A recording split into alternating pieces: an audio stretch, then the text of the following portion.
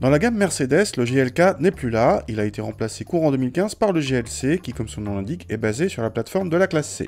Par rapport au GLK, le GLC est beaucoup moins anguleux, plus élégant et bien mieux armé pour aller jouer avec ses concurrents principaux, les Audi Q5 et BMW X3. Pour son début de carrière, le GLC ne propose que 3 motorisations, 2 diesel culminant à 204 chevaux et un essence de 211 chevaux. Tout s'impose à la fois à la transmission intégrale et à la boîte automatique à 9 rapports, une version 2 roues motrices arrivera un peu plus tard. A l'intérieur, on retrouve logiquement la planche de bord de l'actuelle classe C avec ses 3 aérateurs centraux ronds, son grand écran central façon tablette mais non tactile, et une belle qualité de présentation. Sur cette finition exécutive, la sellerie est en simili-cuir, de même que le revêtement de la planche de bord. À l'arrière, l'habitabilité est généreuse pour des adultes, même assez grands.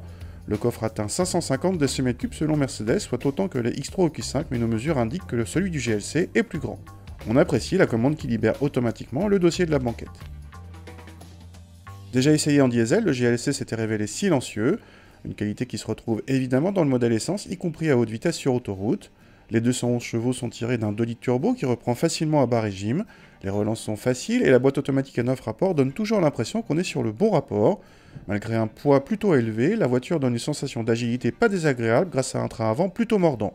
Dans notre configuration avec roue de 18 pouces sans suspension pilotée, le GLC offrait un bon niveau de confort.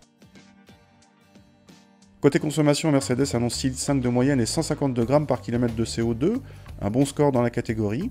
Question tarif en revanche, le GLC joue les stars, notre modèle d'essai vaut 48 700 € hors option, c'est aussi cher qu'un X3 28i de 245 chevaux, lui aussi en 4 roues motrices et avec boîte auto. A noter quand même que pour ce prix, le GLC offre un équipement plutôt complet, mais bien sûr, il est possible de faire grimper la note avec plein d'options, dont un pack off-road qui ajoute des protections et quelques aides électroniques, et rehausse les suspensions et transforme votre GLC en vrai baroudeur.